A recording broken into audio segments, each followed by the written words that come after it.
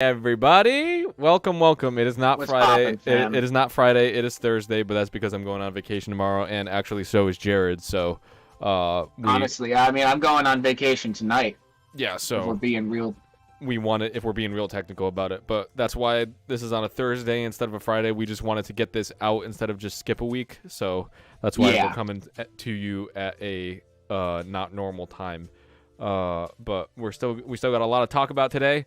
And with that yeah, being we do. with Oh that my God, with that being said, let's get into it. Our first topic is there has been a massive crypto heist.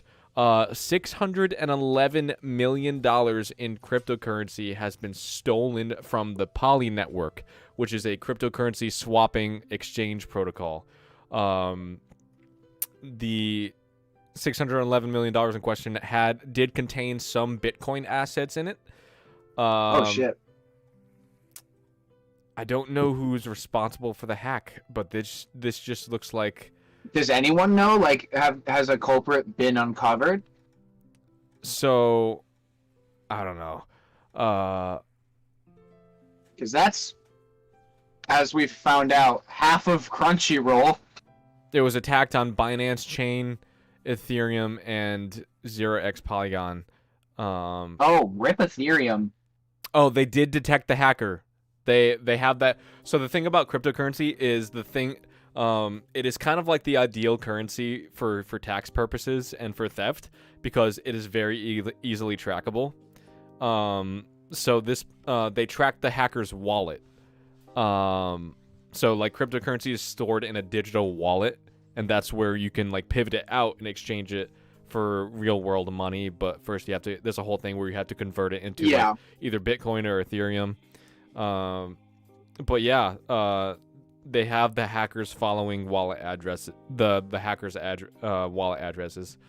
So it looks like they know at least where the money went, as far as who owns the money or who owns the wallets and who is responsible for the hack. I don't think they have revealed just yet. But this is crazy. That's a lot of freaking money. Yeah. That's a ludicrous amount of money to have stolen. Yeah, but that's crazy. Anything else on that, or moving on? Not really. No, it's just like I don't know. If I had one thing to say about it, it's just like be safe. Story developing. We'll let you know when they catch the guy. Use like a hard wallet for cryptocurrency. Use like what do they call it? A token key or something like that. There's like it's a device sort of like a flash drive that you keep. It's a hardware wallet. Like you plug it into your PC. You could actually put your Bitcoin and all your cryptos onto this thing. And it's like password encrypted, so like only you can access it. Like if you have a hardware wallet, like that's kind of ideal. But like some people say that defeats the purpose of having an all digital currency, and I'm like, well, if it's all digital, like eventually something like this is prone to happen. But yeah, that's kind of all I had to say about that. Moving on, it looks like Fidelity FX Super Resolution is making its way into emulators. So the first emulator to have Fidelity FX Super Resolution, you know what that is, right? Upscaling technique. Yeah. AMD's new one. The first emulator to have it is RPC S3, which is the PS3 emulator. So it looks like you're going to be able to upscale and get better resolution or better performance out of your emulated PS3 games, which I think is really cool. Because I honestly, like, PS3 was one of my favorite games to play. Other than GameCube, PS3 is right up there with GameCube, but I think GameCube takes the cake. We'll talk about retro consoles later. Yeah, but like I think it's so cool. The things, because stuff is open source, and if people just make it so that anybody can access it, they could do such cool things with it, like this. Like I just love hearing about stuff like this. It's so cool, and it's more reason to like shit on Nvidia because they kept their technology to themselves and they're not letting anybody else use it but them. Honestly, what a time to be alive. Yeah, what a time to be alive. Moving on, it looks like some Arcadian routers, so those are Verizon and various Vodafone Wi-Fi routers can be easily hacked due to a new vulnerability that allows a remote access to the root Wi-Fi account. Oh God. Apparently, yeah, many huge vendors work with Arcadian hardware. Verizon and Vodafone are I don't know who Vodafone is. I've never heard of Vodafone before. But check if your Wi-Fi router is vulnerable to these kinds of attacks. To my knowledge, TP-Link and those brands like that, ASUS routers, they should be good. But if you have like a cheapo router, like a cheapo Wi-Fi router from a third party that you got off of Amazon or something like that, you might want to check if it's vulnerable to some sort of security flaw. Yeah, that's just be safe. Be safe on the internet in 2021. It's important. Yeah. Moving on, Intel is first of all they're building a new U.S. fabrication center in the U.S. We don't know where yet, but it's going to be somewhere in the U.S. And apparently it's going a couple things. It's going to cost between $60 to $120 billion total, and it will be the size roughly of a small city. Holy shit! Wow. They're making big moves in the manufacturing field. Like, that sounds so cool, but I'm like, wow, a small city, but it's a factory? Like, that's a huge factory. I struggle to think of even, like, the super foundries that Tesla has in Germany. Like, I don't even think those are small cities. Like, Intel, wow. But that's very interesting. But, yeah, we don't know where it's going to be. They'll reveal it at some point, hopefully later in the end of the year. But yeah, I think it's crazy. That's absolutely crazy. Intel is shooting for the skies. And moving on, in response to recent health department hacks, the region of Lazio, Italy, has developed an all-new cybersecurity agency. That was fast. Yeah, no, didn't we talk about that last week? No, I think we talked about it the week before. But in less than 2 weeks, they formed a cybersecurity agency. I think that's pretty impressive. But yeah, that just goes to show, like, again, be safe online, guys. Like, it's not hard. Like, it's not hard to just, like, be smart and know where you are online and get a VPN. First of all, like, it's so easy to get a VPN. Get a VPN. They're so underrated. But yeah, that's all I have to say about that. Good on Italy for acknowledging that they needed change and taking a change like that.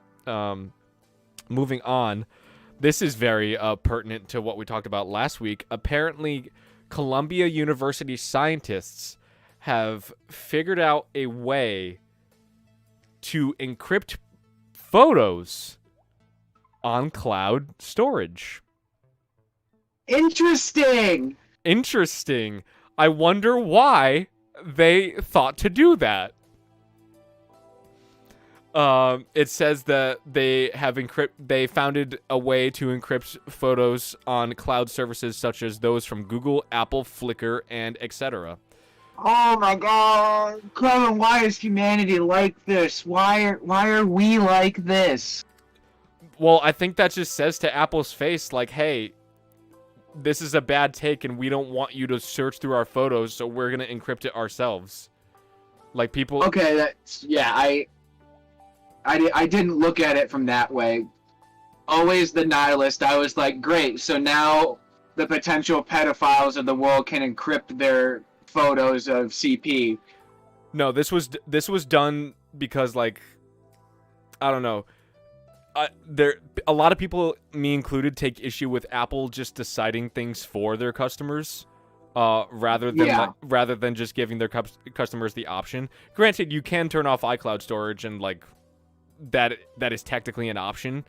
But if you don't have the storage and you still want to take photos, this is another option for you. I don't know, like these Columbia University scientists, I don't know if they're gonna like do anything further with this, but they at least proved that it is possible to encrypt photos on iCloud storage, even with Apple's new iOS 15 update. And they did it with Google too. So, they did it with Google Cloud Storage too. So that just shows like, hey, there are people out there who value their privacy. Moving on. Chinese phone maker Xiaomi has reportedly developed a new cyber dog. Yeah, I'm looking at the article right now. Yeah, It's sleeker than the ones we've seen in the years previous, where it's like a clunky and it's got like yellow. This one's got a nice. Do you want to talk about this? I mean, I don't really have much to talk about it other than it's being commercially sold for $2,700. So if you want a robotic dog, a robotic quadrupedal dog robot. Actually, the first 1,000 units are going to cost around 1,500. Oh, so the first 100 are going to be cheaper? No, the first 1,000. First 1,000. Yeah. Xiaomi said that this is the first 1,000 units at least are marketed to Xiaomi fans, engineers, and just enthusiasts of robotics. Which is cool. I like robots, man. Yeah. It's like, it's something that despite like science fiction and the stuff we're exposed to, it's weird to hear about like actual robots like this making their way out in 2021. Like, it's like a thing I forget about pretty often. I'm like, oh yeah, like people are developing like advanced robotics, and like, I wonder if you could ride it. Probably not. It doesn't look very strong. It looks like there's like, I don't know. There's only these couple pictures. It looks like you can interact with it. Yeah, like, there's a picture of it going up the stairs. Like, it has cameras on it. It looks like it has a whole bunch of cameras on the face, actually. It's cool. It's really cool, and it's a not subtle flex to pick this up. But I'm just like, practically, what do you do? What do you do with that? Apparently, the machine responds to voice commands like a real dog. And it can also be controlled. It can also be controlled with an app that the company has produced. And what I have to say is, if you're a dog lover and it breaks your heart having to outlive your dog, we found the dog for you. Also, apparently it has 3 USB-C ports and 1 HDMI port. Imagine if you're playing like a video game on this dog. It's like BMO. Oh my god. That'd be interesting. But like, I think that's cool. I like robots, man. Moving on. Yeah. Nvidia has just released quietly, it seems, the RTX A2000, which is supposedly their cheapest quadro graphics card, releasing for $450. Quadro, if you don't know, is like their high-end workstation graphics cards. I didn't know. Thank you for explaining. Like, it's not their like typical RTX line of like gaming graphics cards. That is their gaming graphics cards are labeled GeForce. Yeah, this is supposedly an RTX Quadro card. What are the specs of this? It has 6 gigs of VRAM of GDDR6. It has PCI Express Gen 4, which is interesting. It has 4 mini display ports on the back, which is also interesting. Like, not a single HDMI on there or regular size display port. But I suppose because this is a very small card. Like, it fits in a couple of fingers. Like, that's how small it is. Okay. But supposedly it has very good performance, which is why, despite its small form factor, is why it costs $450, which is more than like a lot of like budget gamer GPUs. But yeah, that's a, I don't know, mini GPUs. I think that's an avenue to explore in the future, because it seems like graphics cards are getting bigger and bigger every time I look at one. Yeah. To answer your question, Violet, The dog has USB-C ports and USB, so I think the answer is. Does it have USB Type A as well? I don't know. You said, or did you say HDMI? No, it has 3 USB-C ports and 1 HDMI port. An HDMI port, though. So by that logic, you could probably play Skyrim on it. Yeah, but it's got cameras and stuff. It might have a fucking projector. I don't know. There's just a lot of unknowns here, but I'm intrigued. Is all I can say. I can't wait for someone to mod Doom for the dog. You know, Bethesda's gonna port Doom to the Cyber Dog. That's what it's called. Yeah, that's super interesting. And the last bit of tech news we have is before I start ranting about anime, because we've got some big stuff to talk about. I'll talk about Samsung's Galaxy Unpacked event that just happened. That sounds interesting. We got a few announcements from Samsung about their new devices coming out. So you know Samsung's like Galaxy Note series, like their Note phones. You remember the Note 7 that was like blowing up on airplanes? Yeah. That was a fun time. But the memories. They actually, for the first time in I don't know how long, Samsung has skipped the Note release for this year, and it has instead opted to do foldable and flip smartphones. Instead, they have released the Galaxy, or they have announced the Galaxy Z Fold 3, which is like the name should imply, it's their third foldable. Sort of opens up like it sort of opens up like this, like a book. Yeah, and you've got like a big square screen. Yeah, big square screen. It, like looking in somebody's hands, it looks like it would be roughly the size of a Kindle. Like not a tablet, like it's not a big chunk like that, but for a phone, it's big. Like the Kindle screen, like it's not the size of a Kindle. That would be a massive. No, folded open, like it is the size of a Kindle. Okay. But like when you consider it's two of these, that sort of makes sense, right? Yeah. Okay, I see what you mean. Yeah. Yep. So like, most of the time, if you fold it, you're able to get this like single phone form factor. If you fold it open, yeah, it's roughly the size of a Kindle. The Galaxy Z Fold starts at $1,800. The 256 gigabyte model, that is. It is running Snapdragon 888 with 12 gigabytes of RAM. That's crazy for inside of a phone. It has a 120 hertz display, under display camera, yada yada yada. Corrosion resistant material for the hinge of the phone that folds. Smart. It also comes with an S Pen Pro for the S Pen Fold edition. Available in silver, black, and green. The Galaxy, and they've also announced the Galaxy Z Flip 3, which is Samsung is actually bringing back flippable phones, flip phones. Hell yeah! This time they're smart though. Again, this is their third iteration of a flip phone that's also a smartphone.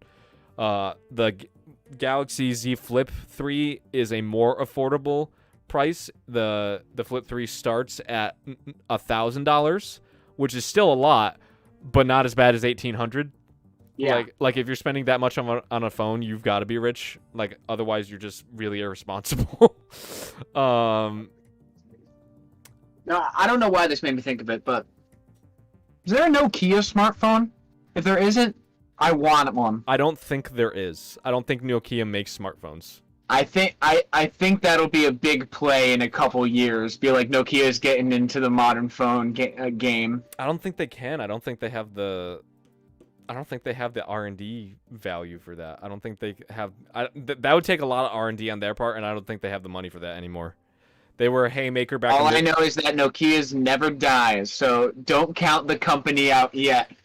Yeah, they were a haymaker back in their day, but I don't think they'll be making a comeback anytime soon. But yeah, the Z Flip 3 also has a 120 hertz display. Yeah, okay. No charger in the box? Are you kidding? Same for the Z. I'm sorry. If I am paying $1,800 for a smartphone and you don't give me a charger, I am going to smash the phone that I just paid $1,800 for. That is ridiculous. Into the face of Samsung. Samsung, why? Oh my god, that is obnoxious. I hate that. That is the worst. That's so dumb. It's late stage capitalism, not third world capitalism. Late stage capitalism is a horrifying thing. I don't know where you got third world from. Neither do I. They also announced their Galaxy Buds 2, which are available starting at $149. They will be releasing on August 27th. I was never a big Galaxy Buds fan. Like, I just go budget Bluetooth headphones all the way. Bludgeon headphones. They hurt. They bludgeon your eardrums. And they also announced their Galaxy Watch 4 and their Galaxy Watch 4 Classic. Actually the first Galaxy smartwatch that they have collabed with Google, of all people. It is running a combination of Samsung's Wear OS and Tizen OS, which Google owns. You don't need a Galaxy device to have a Galaxy Watch 4. It has improved sleep tracking, better body composition analysis, and it starts at $249 for the Watch 4 and $349 for the Watch 4 Classic. So yeah. Why does the Classic cost an extra $100? I don't know. I'd have to do additional research on that, but I assume it's just... If that's just $100 extra for aesthetic purposes, bro. I mean, it wouldn't surprise me. Like, we've seen Apple... It wouldn't surprise me either, which is why I brought it up. We've seen Apple charge, like, $300 more for aesthetic purposes before. Truth hurts. Truth hurts. Yep, that's all for the tech news. All right, we got some pretty big things from the anime world. The Tokyo Olympics have ended, and during the closing ceremonies, they performed a cover of Lisa's Demon Slayer intro, which I believe is Garenga.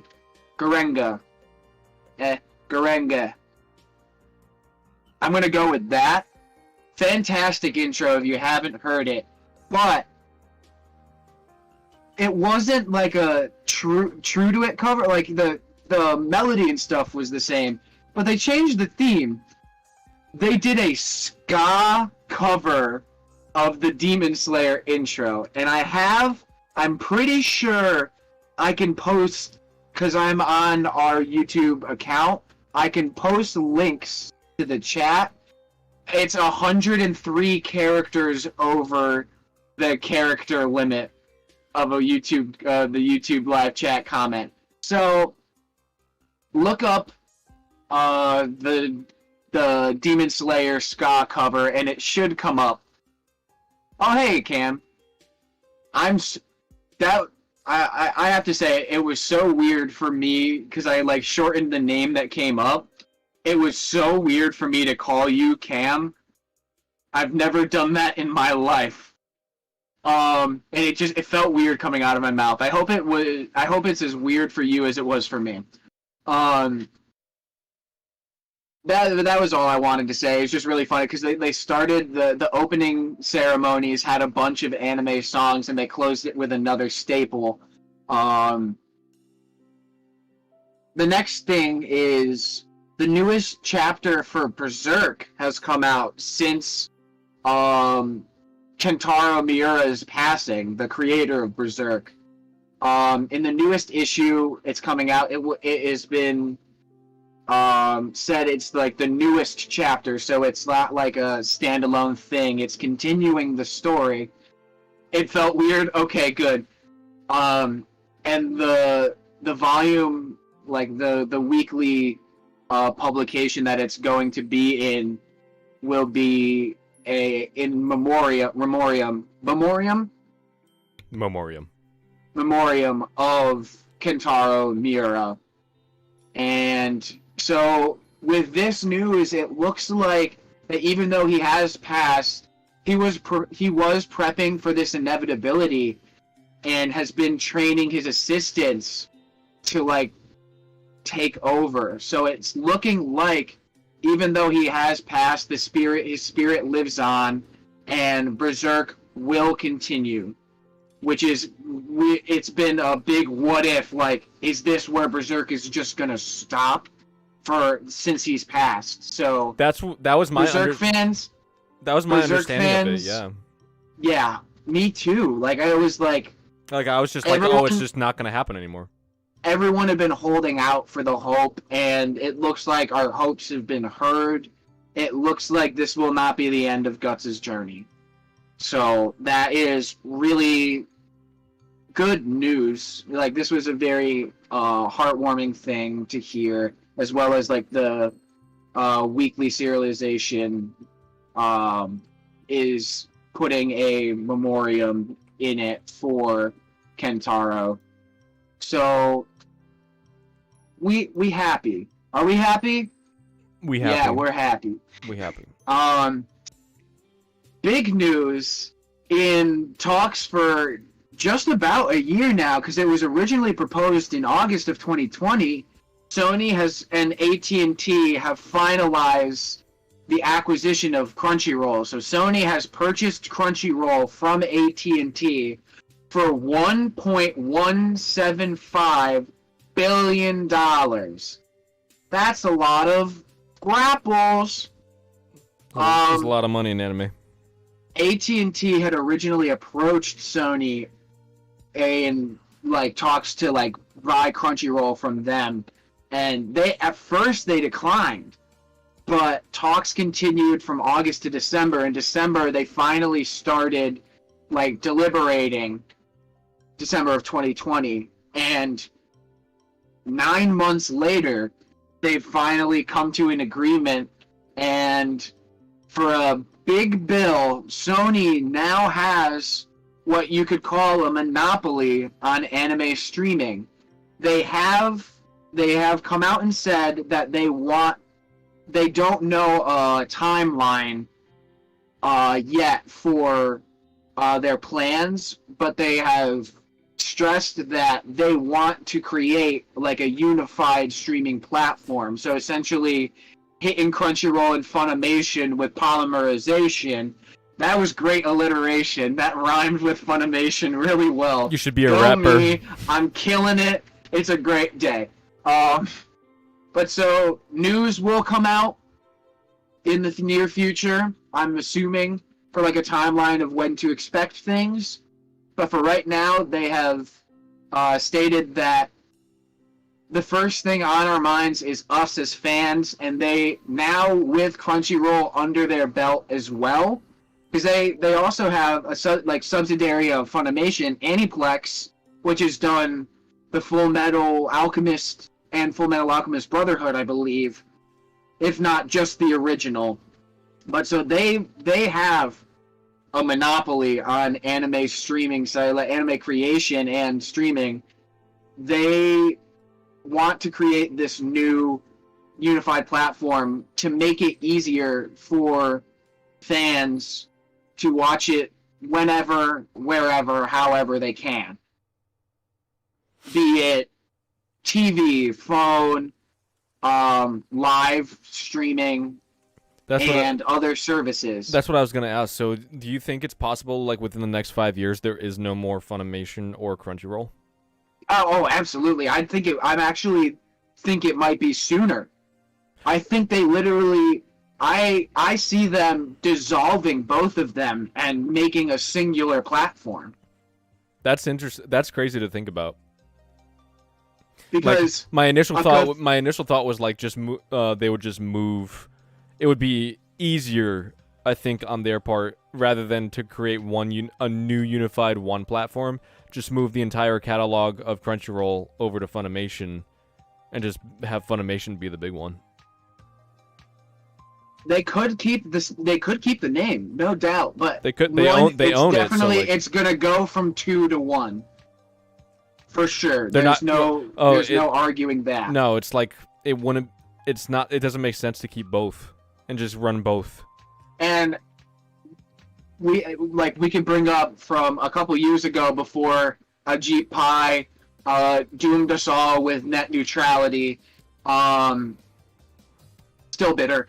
Sony and no, it's not Sony. Sorry, Funimation and Crunchyroll had a partnership, and a lot of their stuff was on either site. But then after all of that went down, they dissolved the partnership and were working separately. And now that Sony has bought Crunchyroll from AT&T, we can start seeing that again. Well, but before times was just a little taste of like thinking back as much as I can, because it's been so long since they had like split their partnership, that you're going to be able to see a whole lot in one single place. Was the split due to net neutrality getting repealed, or I'm pretty sure it was I'm pretty sure it was after it being appealed. Well, that might have just been a coincidence, because to my knowledge, net neutrality only deals with ISPs, internet service providers, showing favorability to certain companies based on who pays them more money. It definitely led to the online culture of like streaming exclusivity, where it's like everyone tightened their grasp on the things that they had and only they had. I don't know if I would necessarily blame net neutrality for the whole exclusive streaming rights thing. I think that's more so just it's just an evolution of technology, because before we had streaming exclusivity, we had hardware exclusivity, or just software exclusivity. Because you think about it, like Crash Bandicoot was on the PlayStation 1, Halo was on the original Xbox. Think of exclusives that way. It's a hardware seller. The reason that you buy the console is so that you can play those games. The same thing now. The reason you go to Funimation or Crunchyroll is because they have a particular show that you really want to watch. Funimation more so, there's a show that you want to watch dubbed. Because Crunchyroll had for the longest time had a history of being mostly sub-exclusive. Oh, really? I did not know that. Which was one of Funimation's big draws. Violet says Crunchy Funimation, the only destination for Crunchy Funimation. I couldn't even say it. It was so wrong. It was so long. I think I don't know if they do something that as cheeky as Crunchymation or something like that. Half of me can see that. Half of me is they're gonna come up with something ooh, that's new and sleek to the ear. I mean, Sony's a Japanese company. They'll come up with something that caters to the weebs in terms of a title. Oh, yeah. So, Sony's on top of the game right now, but it's not like they don't have any competition. I am now moving to my next topic of Netflix. Netflix is making big moves in the anime game itself. The biggest one is this past Saturday night, JoJo's Bizarre Adventure had a stream for new information about Stone Ocean, the fifth season and the sixth part, respectively, of the series. We had more cast members announced, and Daisuke Ono is reprising his role as Jotaro Kujo from Parts 3, Parts 4, and Parts 5. But we also got a trailer, which was fantastic because it played some of Jolene Cujo's theme music. So we had theme music drop for the main character, which was really awesome. Now all I'm waiting for is the intro, because JoJo EPs, or JoJo, sorry, I combined the two. JoJo OPs are top tier. We also have a release date for the newest season. However, it's a little strange. This is, I'd even say, unprecedented with an anime release. I've never heard something like this before, where in December of 2021, the entire season is going to be released for streaming on Netflix. and it's starting to air on TV in January of 2022. This is a really big move. I don't think people are talking about this enough, because this is like the next big step into. I mean, streaming's already really taken over like the consumer market for like series, be it live action or animated. Like, I feel like shows and movies are now getting more, maybe less so movies, but shows are getting more eyes on through streaming rather than live TV watching. And that's just the sign of the times type of thing. Like, it's much more accessible. But now it's releasing in full before it actually airs. So it's showing that the creators of the content creators, that's so weird to say, they're like, but it makes sense. The content creators are seeing where their draw is and tailoring the release to where they're going to get the most viewership. I think this is a big deal in terms of Netflix having exclusive streaming rights at least for a few months before it comes out elsewhere. However, I don't think they're looking to become the next Crunchyroll, or I don't think. Oh no, if I misspoke, I apologize. I don't want, like, that's not how I see this going down. I'm just saying, in general, like, I think we'll see more of this going forward for releases being, like, dropping on streaming services, especially just because globally, if something's only releasing live episode, like, weekly in Japan, the rest of the globe is missing out. So yeah. I feel like this is definitely a move to cater a global audience. Yeah, I think that we are going to see more of this going forward, but it's more so, it's just, it's a bidding war between the streaming giants, like who can hop on the rights for a particular streaming rights for a show, and like how fast and for like how little money and like all that stuff. Yeah. But with Netflix in particular, I think their direction, it seems, the view they have for their platform is they want to invest in primarily original content, which is why we see a lot of popular stuff leaving Netflix. Like The Office left Netflix last year, which was a huge deal for people. Yeah.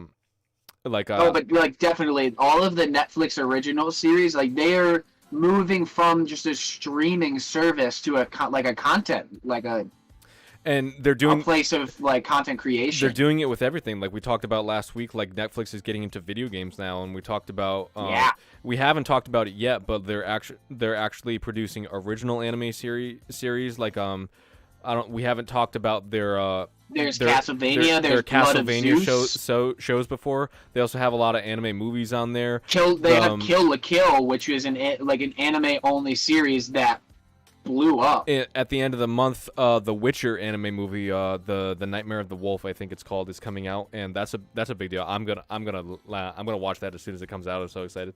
But yeah, I think Netflix is just primarily interested in like getting their own content out there and accessible to people, and I think their bargaining chips are the licensed shows like JoJo to come and get the viewer to stay and maybe check out their subscription. This is a bit of an aggressive strategy on their part because they have been on a bit of a subscriber decline ever since COVID started, despite people being indoors, which I think is interesting.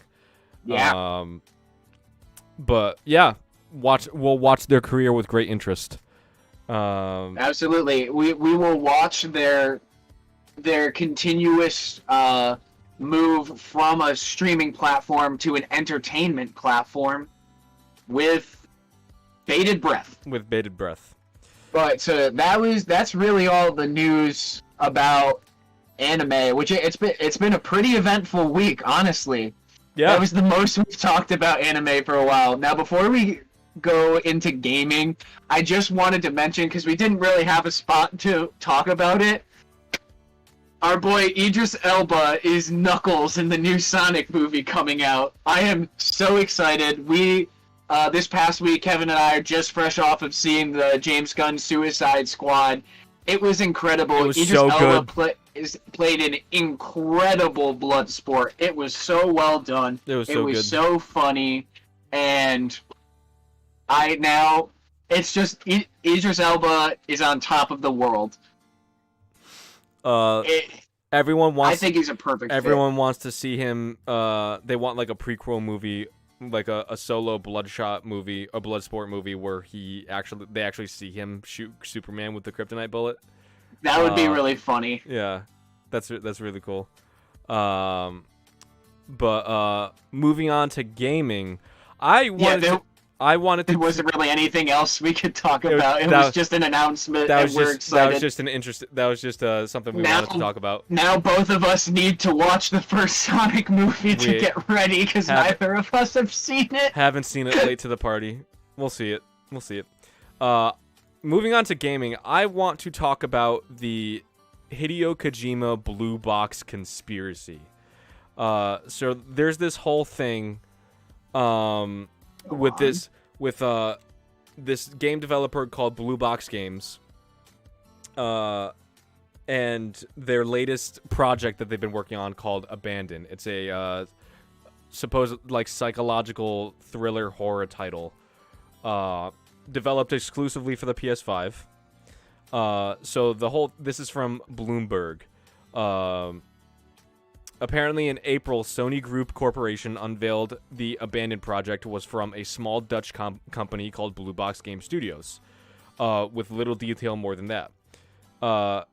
From there, rumors speculated that the game Abandoned that they were developing actually, in fact, does not exist. And it is, in theory, a secret new project from the eclectic Japanese game maker Hideo Kojima, creator of the Metal Gear series and creator of Death Stranding. There were a few reasons for this, but the thing that I think hyped people up the most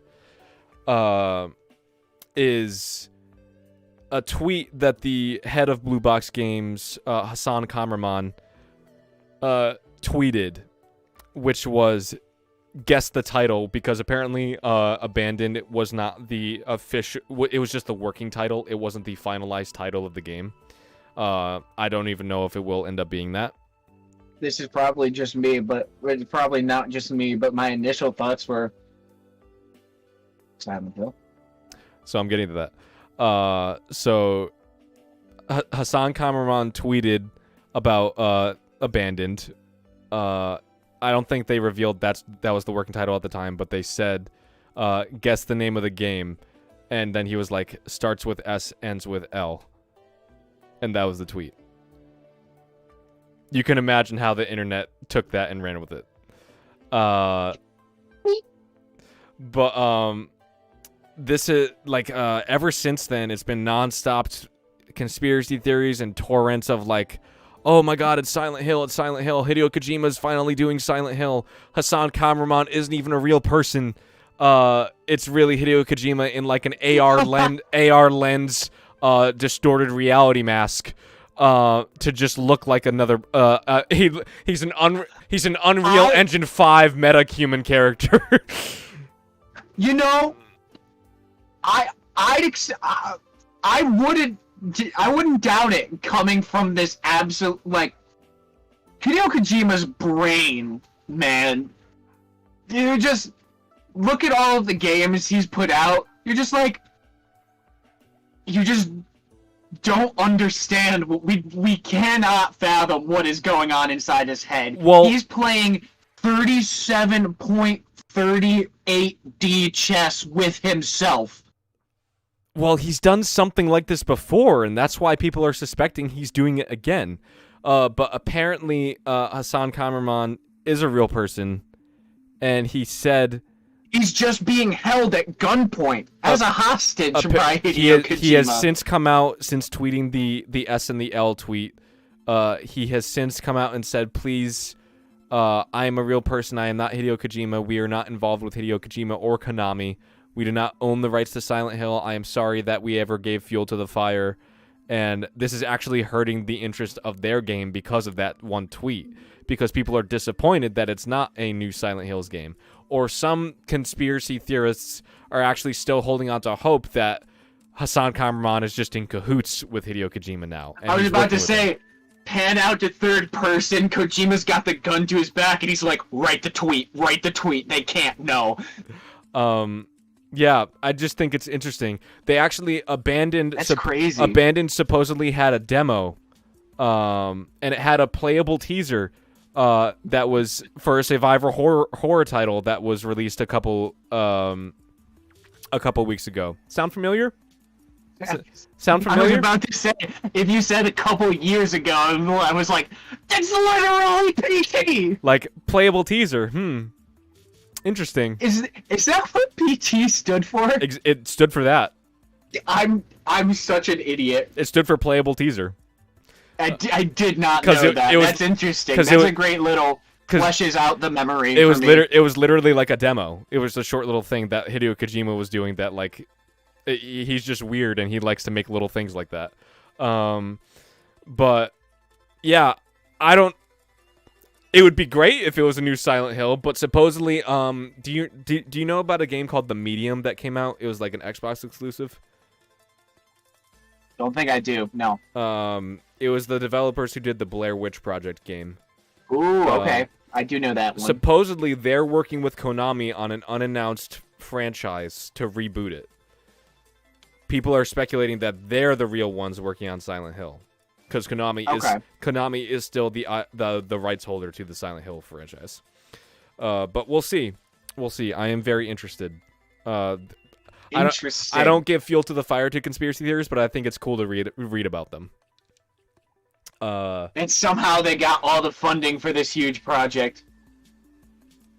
Yeah, that's another thing. It's like Blue Box Games really has only released a couple like shovelware games in the past, and they really like. But suddenly they're developing exclusively for the PS5 and working directly with Sony, like this small little independent game studio, and people are like, something doesn't sound right. That's why like I've fallen victim to this too. I'm like, this sounds a little fishy since Sony is much more in favor of AAA titles. In terms of their like marketing strategy, so like I don't know, something don't sit right. Something doesn't add up. It doesn't add up. There's some blotted out sections of the information. Yeah, Violet. Like if you look at the studio's old games, none of them are actually finished or decent. I said they're like shovelware titles or like they were canceled projects. Like so, like all of a sudden, Sony just bets on this pony. And is like, all right, let's give you a massive amount of backing. I don't know. It seems like Sony is smart, and they don't really tend to gamble. So they tend to only focus on things that they know are gonna do well. So I don't know. I just said I wasn't giving fuel to the fire, and here I am giving fuel to the fire. Yeah. But like that's why I've said I've fallen victim to this too. Like I just find it hard to believe that Sony is like working with this small indie developer on like when they haven't had success in the past and they've just like given them all this funding. It's like I don't know, man. But we'll see. This phony Sony pony sounds real suspect. That was so good. Oh, that was so good. I love it. The last like 2 minutes when you said betting on this Sony betting on this pony, my brain went into overtime. Your like, brain was like, all right, it's big brain time. You can probably see me go like. You can probably see the gears turning. Yeah. All right, let's move on. This one's a quick one, but it's sad news. But I don't know how long the time frame is. You want to cover this quick? Oh yeah, this is sad news. Another game delay. The Life is Strange remastered collection, in addition to the Life is Strange True Colors Switch port, has been delayed. Supposedly, technically the True Colors Switch port has been delayed indefinitely. We don't have a current release date for that, or even a release window. A release window. Oh wait, no, we do have a release window. Supposedly, they have Life is Strange has announced that they will hopefully have a confirmed date over the coming weeks for the Switch port, but we know that the Life is Strange remastered collection is not coming until at least 2022, which is sad. But at least we still have the I was looking forward to it. At least we still have the current Life is Strange games, and for those of you who haven't experienced it yet, like, you just wait a little longer or play the current ones, because there's those two. I'll just wait, see it in full glory. Yeah. If you want to talk about this real quick, there's not really much to go on. It's just like a short little event that happened. Yeah, we have a Nintendo Switch Indie World Showcase. A bunch of cool things were announced. I'm not gonna go in depth. I've been scrolling through and looking at a few ones to note. We've got a release. It is now available on Switch. Boyfriend Dungeon. I saw it's on Game Pass. It's on Game Pass. Get Game Pass, dude. Get Game Pass. I need to. I'm sorry, dude. I've been so busy. I haven't had a chance to put it on my computer and spend the $1. I will do it. I promise you. I just haven't had a chance to yet. I'm probably gonna do it this coming week when I'm back from New York. All right, that's understandable. The tagline is Boyfriend Dungeon lets you take your weapons on dates, and it's available today.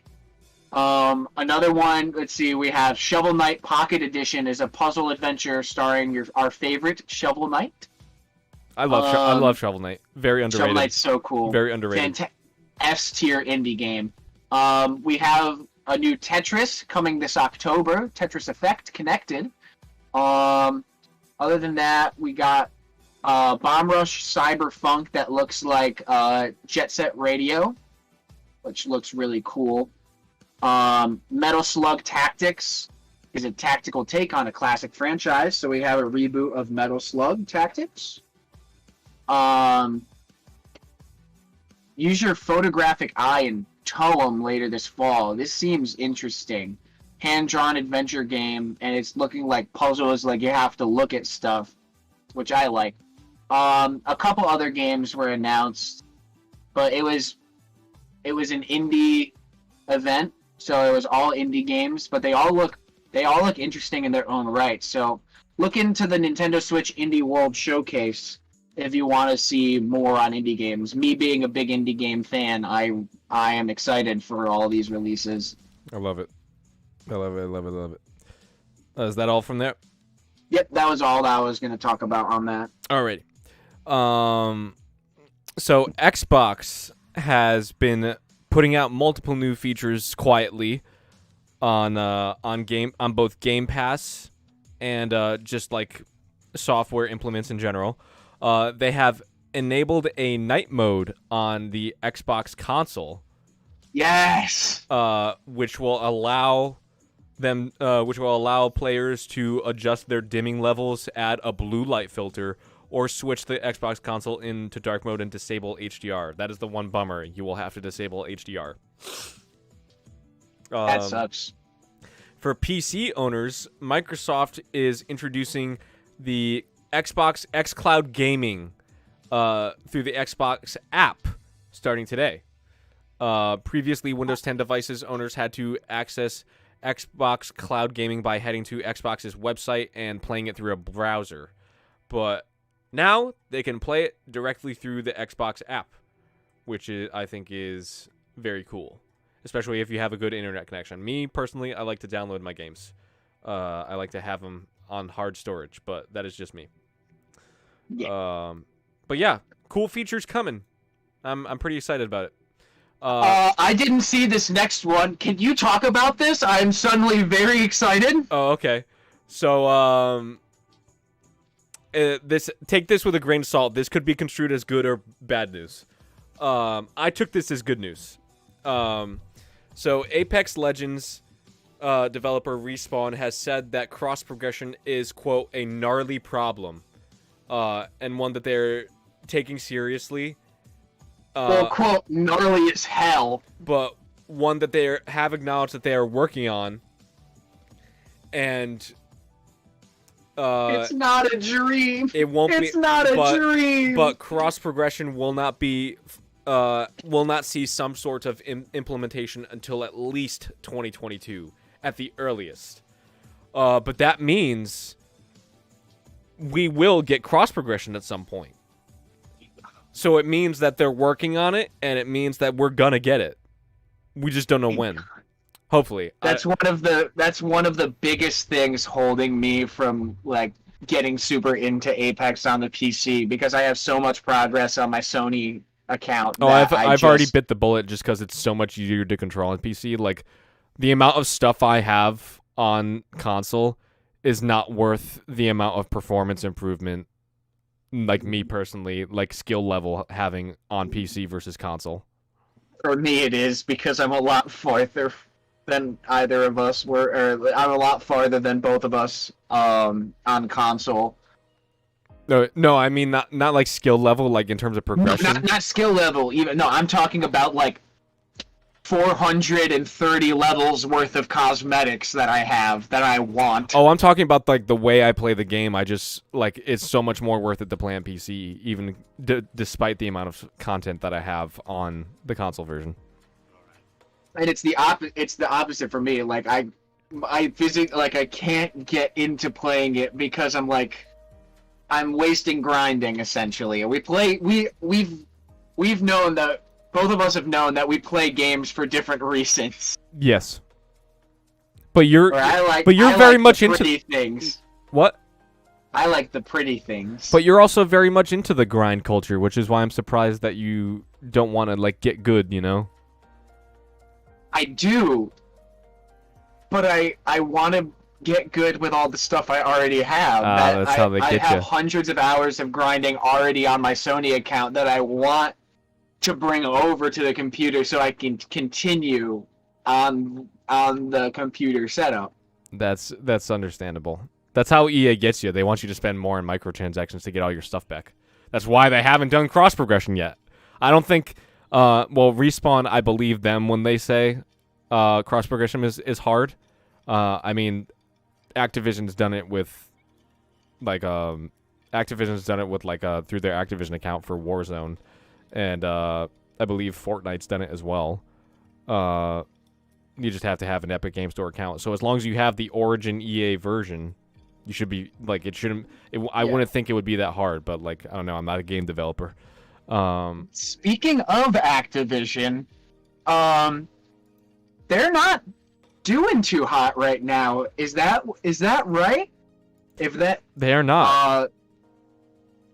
You wanna bring up more fallout of the Activision Blizzard lawsuit? So, Activision has lost 3 major heavy hitters in terms of their game designers. First of all, Jesse McCree, which was the Diablo 4 director, was fired from Activision Blizzard. And in addition to Jesse McCree, Jesse McCree was the game lead designer of Diablo 4, sorry. The Diablo 4 game director is also no longer there. His name was Louis Barriga. And the World of Warcraft lead designer, Jonathan LeCreft, was also let go from Activision Blizzard. This was allegedly in response to the fallout from the Activision Blizzard lawsuit. We don't even know if it was because of that. We don't know. I assume they're under NDA. I can understand that. So yeah. the thing about working for a company, like Activision Blizzard, like this is so in their contracts they have a non-compete clause. When you sign on to be a member of their development staff or their game development staff or whatever like that, essentially give up your right to sue the company when you start working for them. So I don't think they would be able to claim. I don't think they would. That's sus. I don't think they would be able to claim wrongful termination. If they were fired for the whole Activision lawsuit fallout thing. And paired with a potential NDA, it's literally like we're not gonna know for a long time. Yeah. I just think this is one of those things. It's just we have to accept what happened, and so Diablo 4 fans, my heart goes out to you. It's looking like it's not coming for a much longer time. Yeah, it's looking like years off at best. But we'll see. We'll see about that. The other shoe just keeps dropping at Activision, huh? They are not doing hot over there. They are in full-on scramble mode. Speaking of firing lead designers, we're going to backtrack a little bit while still segueing from this topic, but back to Apex Legends. Kevin, start this can of worms. Crack this cold can of worms open with the boy. So, I agree that people should be punished for bad things they've said or terrible things they've done or said. Like responsible for their actions and words. Yes, I agree. I am all for accountability. That being said, I was talking about this with you earlier. I believe the punishment should fit the crime. The punishment should fit what the person has done. And this game developer, a lead game developer on Apex Legends, Daniel Klein, has been let go from Respawn Entertainment following the revelation that he was posting offensive blog posts on DeviantArt in regards to some art that was on there. Allegedly including derogatory and abusive remarks aimed at women and African people. He is currently feeling the backlash, and he has since been let go from Respawn Entertainment in the wake of the blog post becoming public.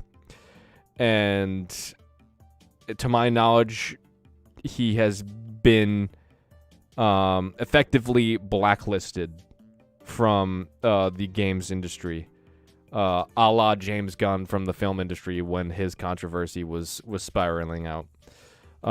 This is sad to see because 3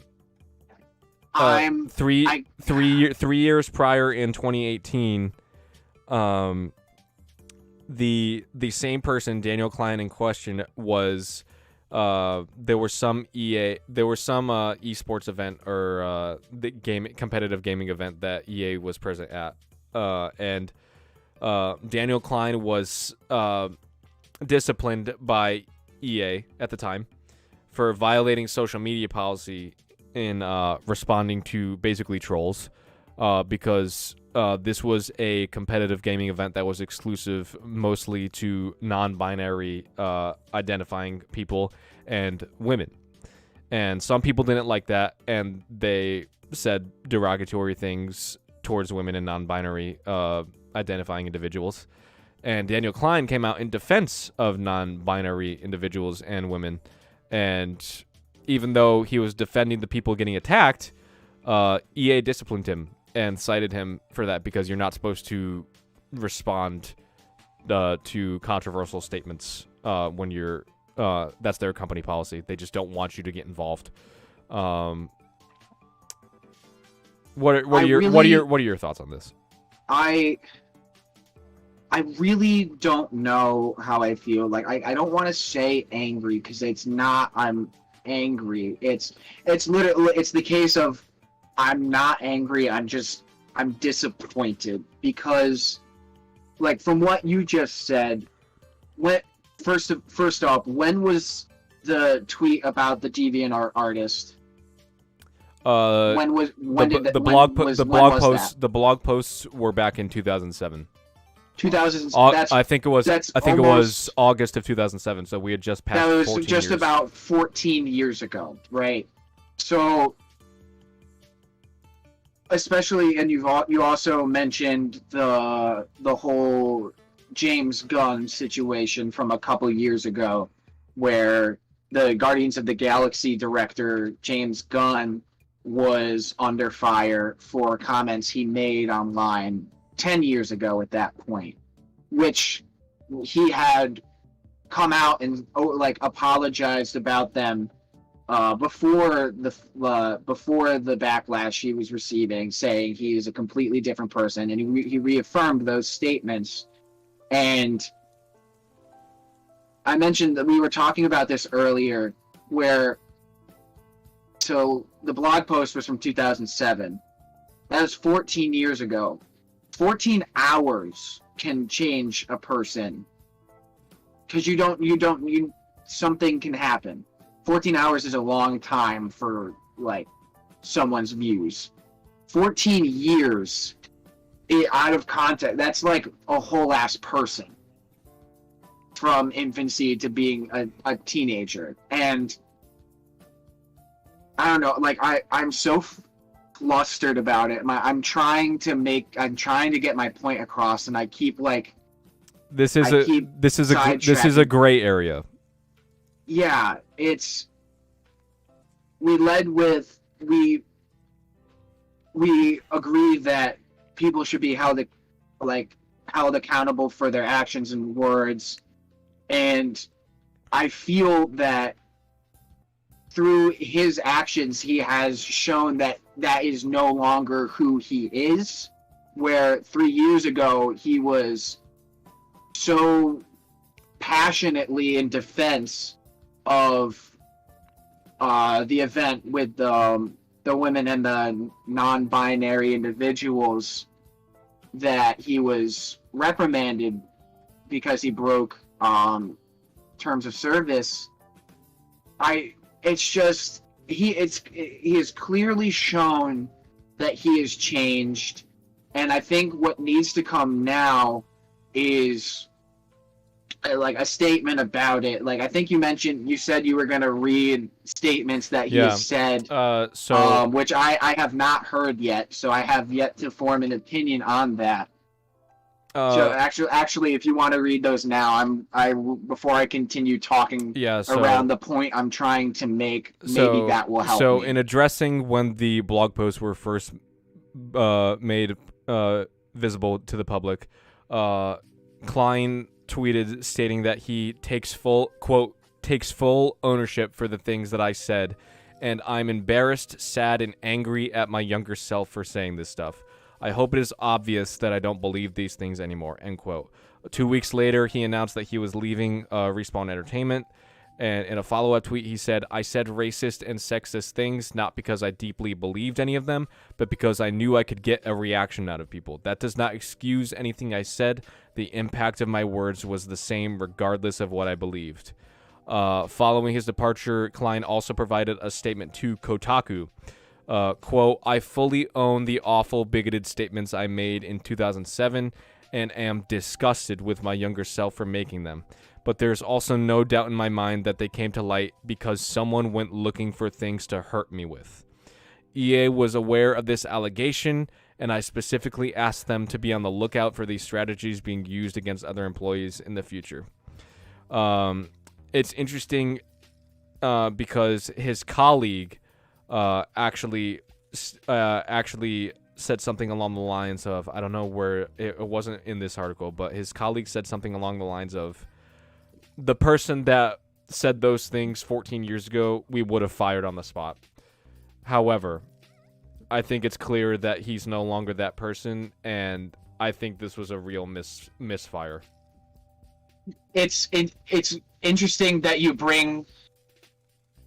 first of all, welcome, Omeka7. Happy you're here. Sorry, your first viewership is we're on such a heavy topic right now, but it's interesting you bring that up, Violet, because that was another thing that I was going to bring up. 14 years ago is 2007.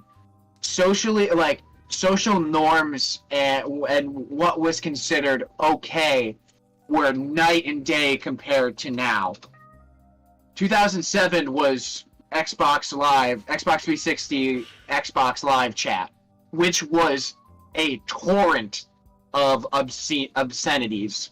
And I played Black Ops 2 during its heyday. I've heard terrible things, and I've said terrible things. We all have. It was funny because me being sharing views with the Satanic Bible, it was funny because I brought this up with Kevin before stream, where I brought up a quote from the Bible, and it was the story of people were throwing that people were going to throw stones at an adulterous woman, and Jesus comes in and says the line, "He who is free of sin shall cast the first stone," and everyone stands around and then just walks away, because we've all said and done absolutely stupid things that are not okay. And it's the learning process afterwards that's important. What we learn, like learning from our previous mistakes. Yeah, exactly. Because it's, yeah, exactly. Omega 7. It's so many of us are not sinless. Yeah. I'm honestly jealous of you that you've never said anything bad. Not perfect. I am not perfect. I have said so many dumb things, and I am constantly learning, and I am the most proud of who I am today than I've ever been in that regard. Because I've to put it bluntly, I've been a fucking goblin in the past. And that's an interesting adjective to use, or a noun to use. It's just something from so long ago. Yes, the words are still there, and you mentioned before the people's defense against it, even though it was so long ago, the words hold the same amount of weight. The counter argument that's made into a situation like this is, just because it was X amount of years ago, or because it was however long ago, doesn't make it any less not okay that the person said it. It's still the same amount of messed up. And from the statements you said of him after this fallout, he totally agrees. And he has apologized, and he's shown that he is not who he was then, and he hates who he was then, which I feel are very important milestones to self-betterment and changing for the better. Self-awareness is key in a situation like this. Yeah, Omega 7, more power to you for remaining positive during League of Legends ranked, because oh my god, that's very commendable. Honestly, yeah, I only have praise to sing for you. I have friends who play ranked League of Legends, and I have seen them at the highest of highs and the lowest of lows. I had a roommate in college who played ranked League of Legends in our living room. In our dorm room, and it was a lot. It was a lot at times, but yeah. With this sort of thing, I heard this reminds me of something that I was kind of frustrated at, when the Steam Deck got announced, because I was listening to this podcast where they were asking who's gonna buy a Steam Deck. And this person on this podcast said they weren't going to buy one because they don't like Valve as a company, because on the Steam forums, there is allegedly a large amount of blatant racism on the forums. Right. And therefore they deleted their Steam account years ago, and they won't be purchasing a Steam Deck. Yeah, I called Hans out in the chat. He was one of them that I'm talking about. One of the League of Legends players. Yep. but yeah, this person like wasn't gonna buy a Steam Deck because like they don't agree with Valve allegedly tolerating racism on their platform. But I was thinking in my head the whole time, well, you still the person supposedly still plays games on Xbox, and I'm like, that seems hypocritical to me because Xbox also allows the same thing. It's just in a different format. It's in like voice chat, or it's in like or it's in. And like a couple weeks ago, I need to messages. look back into this because I was really sussy out by the news, but a couple weeks back, Xbox removed the report player for abusive or offensive language feature. Well, that I believe was supposedly due to people using it to ban people who weren't doing anything wrong, and it was just used by griefers mainly. So like, if I recall, I think it was something to do with an in-game bug really around it. So they were testing it out, but it's still that opened the floodgates of 2012. Yeah. Like, and like back to the person who like deleted their Steam account because they don't like Valve or whatever. I was just thinking like the solution to this problem should not be to like, oh, you're just canceled, just burn it all down and forget it ever happened. The solution should be to root out the problem instead of just start completely from scratch, I think. Like, you don't, like, you do not have to ruin this person's life because they said bad things once 14 years ago. Exactly. Yeah, Omega 7. It's a fantastic company. It is the community that is the problem. You're a griefer, Hans. You're part of the problem. You're part of the problem. Wow. Wait. It's Herc. It's Herc. It's his cat, Herc. Oh, it's Herc. Herc's the Greeker. Herc's the Greeker? The Griefer. So any Greek people watching, please don't get offended. I'm sorry. That was a misspeak. I love the Greek. I love the Greek.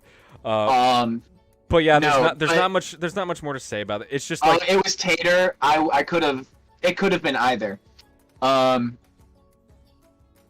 To start wrapping up, because we've been all over the place on this topic. To bring it back to what we mentioned early on with the whole James Gunn situation, he was essentially under this same thing. Disney fired him from directing Guardians 3 because of the backlash, which is the same thing that happened with Klein here. But it's just you have to take the whole story into consideration.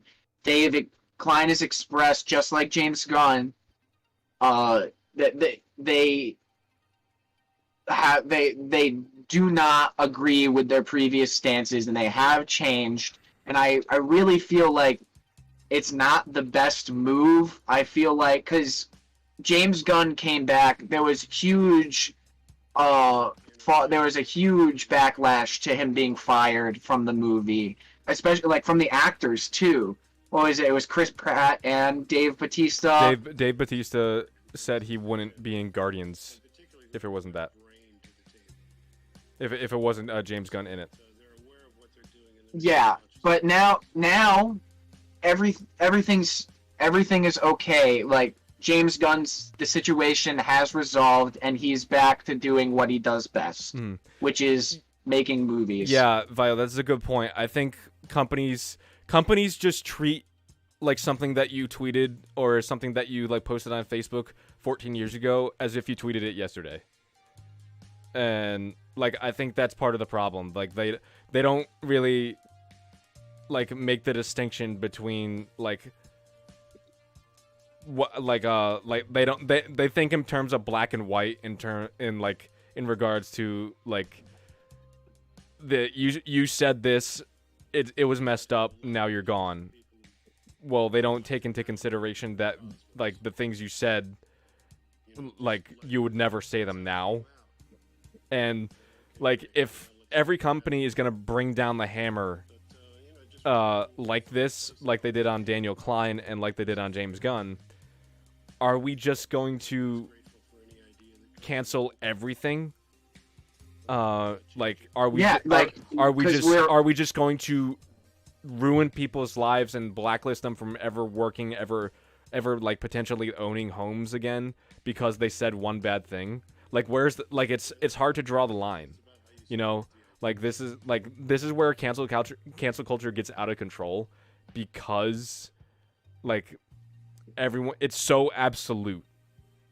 Like no one is willing to like put a line in the sand of like what someone can be canceled, like, which is why that I like at this point I stress we need to know the full story. It can't just be this like internet buzz that flares up and suddenly it's like it snowballs into their entire lives ruined, and they could not like we've been saying this whole time, that could be somebody that hasn't existed for 10 years. This is the problem that we were told as kids, like growing up with the coming of age of the internet. It's everything you post online is there forever, and it's just it's interesting to see how it affects now even. Yeah, Omeka says most of us aren't griefers or bad people. It's just when you play the games, play lots of games and add frustration and stress. And also companies address their employees as assets rather than people. And that, I think, is a good point. The companies look at what you can do for them, and if you have the potential to hurt their bottom line from something you said 14 years ago, they will kick you to the curb. That's ultimately what it comes down to, I think, in this situation. EA is worried about their public opinion being damaged if they continue to allow this person to work there. So, my closing thoughts on this are, I hope that, like, you start, because I'm still so flustered. So, but I don't want to dwell on this for too long. I don't have a definitive like thing to take away from this. Is like my one thing I would say is we just have to find a better way to do this. We have to find a better way to hold people accountable rather than making like the new life that they're entering into like a life that they don't want to live. We have to, because like it's all about that like be the bigger person mentality, right? Like because someone was a dick once, should you be a dick to them now, or should you use this as a learning opportunity to teach other people? And like it's hard to change the minds of other people, but like if you can do that, then like that is way more valuable than just like scoring cheap points with your user base for canceling someone who said racist things 14 years ago. Absolutely. That's my final thoughts on that. You gotta find a better way. I mirrored that. Klein has convinced me that the Klein from 14 years ago is dead and buried, and he has shown that he's shown the effort that he has like changed, and it hurts that he was fired in such a way, and I'm disappointed of the situation. It's just disappointing, and it didn't have to happen this way. Is the only thing. It didn't have to happen this way. Yeah. It could have been avoided if we handled these situations differently, which is why now I will double down on what you said, and we have to find a different way of dealing with these situations. And a real like con to Thank you for tuning in, Violet. I appreciate you being here. Thank you, Violet. A real con to this is now most likely the quality of Apex is going to dip further because they were a lead game designer on it. So that's it's just the whole situation is so unfortunate. It was and I hope going forward, I don't know if hope's the right word. Honestly, yeah, because he's convinced me that he's a different person and a better person to boot. But I hope that this situation will de-escalate and calm down, and with all good intentions, he can get the job back. I'm not sure if that's possible. I'm not sure if EA will backtrack on this. But we've seen bigger miracles. We've seen Disney backtrack on their statement because of the backlash with James Gunn. They hired him back. It's hard to say. EA in the past does not have a good history of backtracking or walking back statements that they've made. But yeah, let's move on. I wish Daniel Klein all the best, and I hope he finds work elsewhere. All right. Other than that, I mean, those are really our major topics. Now for the day. Actually, there is one big topic I wanted to notify you about. It's not technically new because this is from January this past year. Okay. But I just found out about it last week, and I forgot to put it in the doc last week, so I'm talking about it now. Stop me if you've heard this, Jared. Sony is officially discontinuing most PS4 models. No, I don't think I've heard this. So ever since January, Sony has discontinued all but the 500 gigabyte PS4 Slim model from production. So no further PS4 Pros are being produced, and no further PS4 base models are being produced. Don't even get us started on the Johnny Depp situation. That's a whole other hot can of worms that I don't want to open on stream because it smells. We can talk about that another day, but yeah, that is another topic that requires further analysis. But yeah, I was very surprised to find out that most PS4 models are no longer being made, especially since like only about 10 million people have a PS5, and there's something like over 110 million people who have a PS4. Simply because we just don't have enough time. Yeah, we're already running low. We're dangerously close to the hour-and-a-half mark. Yeah, we're already running low on time. Stuff we have to do today. Yeah, but we could definitely talk about it. Why stop the PS4 thing? Okay, yeah. JL, why is Sony doing this? I'm sorry, it looked like in context to your previous comment. My fault. I think this is this is probably in relation to their whole "we believe in generations" thing that they said late last year when the PS5 came out.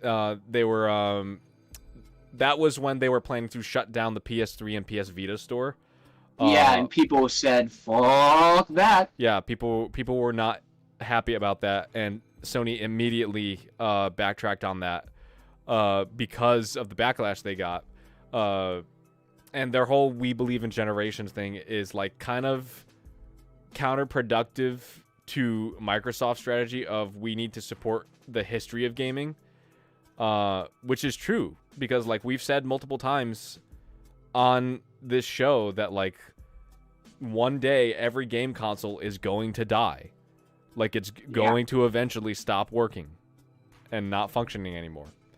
It almost mirrors, or rather in a way it mirrors Apple's marketing structure of planned obsolescence, where it's like Sony is like, we work generationally, whereas to call back to previous amusement miles, where Microsoft is really pushing for its ecosystem of not backwards compatibility, for lack of a better word, where that's exactly it. Lateral generations. That's exactly it. Horizontal generations. Yeah. I think the analogy to Apple is very apt. It's just not as noticeable because Apple does it every year and Sony only does it like once every 6 or 7 years. But Yeah, I would argue like a lot of people were upset that the PS5 didn't have backwards compatibility with PS3 or PS2 games, and that's a fair point. And the Sony apologists were like, "Oh, but they at least included backwards compatibility for PS4 games."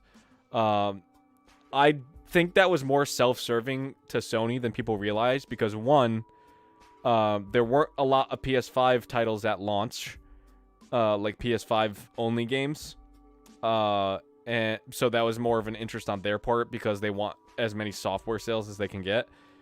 And two, it's mostly for the That's mostly for the PS4 players who are looking to transition into PS5. Oh, for sure. And also, it's to me another reason is PlayStation 4 games are still. You could consider them like viable for you can consider their market still like more viable than PlayStation 2 or 3, where if they made PlayStation 4 games backwards compatible, meaning it looks almost to me like a cash grab where they're like, we can get more money out of last system's games. I wouldn't go as far as to call it a cash grab. I just think it's. I am historically lacking of words or lacking of better terms. That's the first thing that could come to my mind. Yeah, I just think this is them. Another reason they did this, the main reason they did this, they say, is to pour all their production resources into producing more PS5s, which is a good thing because they're still hard as hell to get. Yeah, and if they're going to meet the market demands, like they said, by the end of 2022. Well, no, there's a difference between meeting the market demands and meeting their sales targets. They're meeting their sales targets. Oh, I misheard that. They did not. They did not say they would meet market demands. Not even close. Okay. All right, now that makes more sense in my head. But even still, it's a what I read it's a smart play to increase production. What I read from that statement was, like, every PS5 model that we are going to make for the next 2 years is going to fly off the shelf as soon as we put it there. That is what I read from that statement. Yeah, I buy that. Yeah. You're loving the stream? Thank you so much. We appreciate having you. Thank you. It came from TikTok thanks to the other half of Unicorn. I don't know what Unicorn is. Oh, I'm the boomer here. So Ameka is one of Maddie's followers on TikTok. And she refers to me as the unicorn because she thinks I'm a great boyfriend. But I tell her all the time, I'm not a unicorn. I'm just a guy. I'm just a dude. But thank you so much. So cute, thank you. I'm gonna hurl. Thank you so much for tuning in. It really means a lot to us. You still have the PlayStation 1? That's awesome. I have my PlayStation 2. So this is a good opportunity to transition to one of our last topics, which is retro gaming in 2021. So like, I recently bought a used PS3 on eBay, one for my birthday coming up, because like I want us to play like the old Black Ops 2 zombies together. I want us to do that together. Oh, gosh, so much fun. Yeah, and like it's sick. Like it's got it turns out I had Black Ops 2 for the PS3 still. But now I have. Do you have to buy the season pass? No, I think this is the Ultimate Edition that I have. Oh, buddy, we're gonna camp in the hallway. But if I do have to buy, if I do have to buy the season pass, I can because the PS3 store is still functional. Let's go. So yeah. I've recently Bring bought back old arcade games. Yes. Well, I have an arcade cabinet that my family got me for my birthday, which it's Make Tracks with an X, and it is 98 different versions of Pac-Man. Oh, it's 98? I thought it was literally just a Miss Pac-Man machine. No, it's got Miss Pac-Man. It's got every different like mod version because I watched this I forget what the documentary is called, but there is a Netflix documentary about the history of like gaming as like how it like its origin and stuff, and then like the birth of Nintendo, and then the life like the birth of at home gaming rather than arcade. So sort of the evolution. Oh yeah, Miss Pac-Man, yeah. It's such a good game, but it talked about at one point. This is all pertinent, I promise. It talked about at one point where the games like people had become so like used to the games that it's like almost memorization, and so like a couple college students started coding like essentially mods for arcade cabinet games that change it up and make it fresh, and you're like, oh my goodness. But so I believe that's the arcade cabinet I have. It has original Pac-Man, all of the different modded like boards of it, Mrs. Pac-Man. It has something called Pac Rabbit, which implements jumping. You have to jump for some pellets. It has Cookie Monster, a Cookie Monster version of it, That's where you're awesome. playing as Cookie Monster So and you get to wait, eat cookies. so like was it like actually modded, or is it just like loaded with these like alternate versions of Pac-Man, these like Pac-Man parodies? No. So the arcade cabinet I have, like internally, it's a Raspberry Pi. Oh, okay. And so it's a collection of all of like the Pac-Man maps. Oh, okay. Like I remember one name that comes to mind is Electric Cowboy. Electric Cowboy. I don't know why it's called that, but it exists. Dota is from WoW. Pac-Man is a mode from another game Snake, I believe. Oh, Snake. Oh, okay. Interesting. Okay. Yeah, I think so. I think you're right on that, Omeka. That's a good point. But the reason we're talking about this stuff is like retro gaming is still, I believe, every bit as valid in 2021 as it was 10 years ago. Like if not, I mean, and the market of it just keeps going up. And like Omeka said that they had PS1 till 4 right now.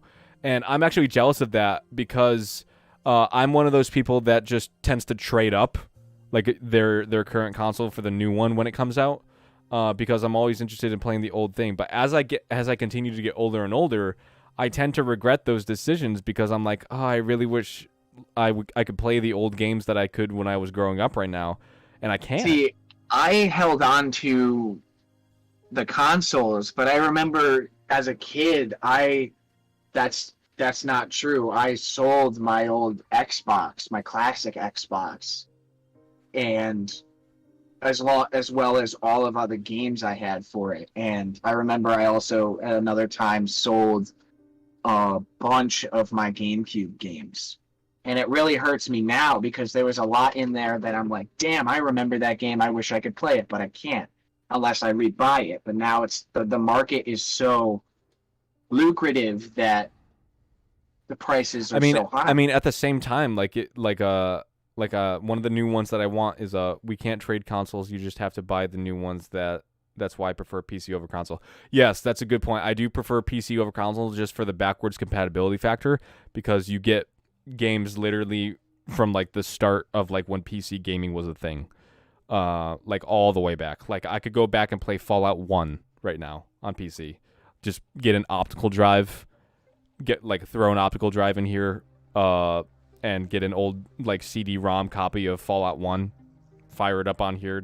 That would be sick. But that's why I also prefer PC over console. That's not the only reason, but that's just one of them. They're definitely in the lead when it comes to horizontal game creation. I would say open sourceness is what I would say to describe it. That makes sense. But one of the new retro consoles that I want is like Since I got the PS3, which was like a big one on my list, the next one I You think want the PSP? I want the PSP, dude. That was such a big part of my childhood. Like I was Yep. like 9 years old on the go, and I was just like playing the Iron Man game for PS3 on the little UMD disc.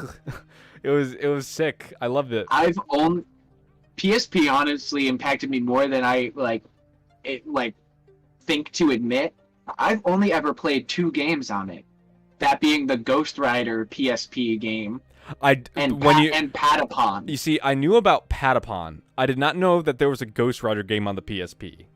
Pepsi Man, let's go. That game fucks. Such a good game. It's so funny too. It's so funny. And it's so broken. You can get real mad at it real fast. You can play it on I'm pretty sure it might be on Steam actually. I still have the Game Boy. I'm saying Game Boy same. I do. I still have a Game Boy. I don't think I have a Game Boy Color, but I do have, my old Game Boy Advance SP still. I have. It's funny because growing up, my sister and I would both get one, but eventually they just made their way to me. So I have 2 Game Boy Colors. You got hand-me-down handhelds. Yep. Handheld me downs. 2 Game Boy Colors. Oh, that's you kind of like. I don't think you know what you set up there. No, I don't, and I still don't. So I'm gonna keep moving on. Okay, I'll tell you later, bud.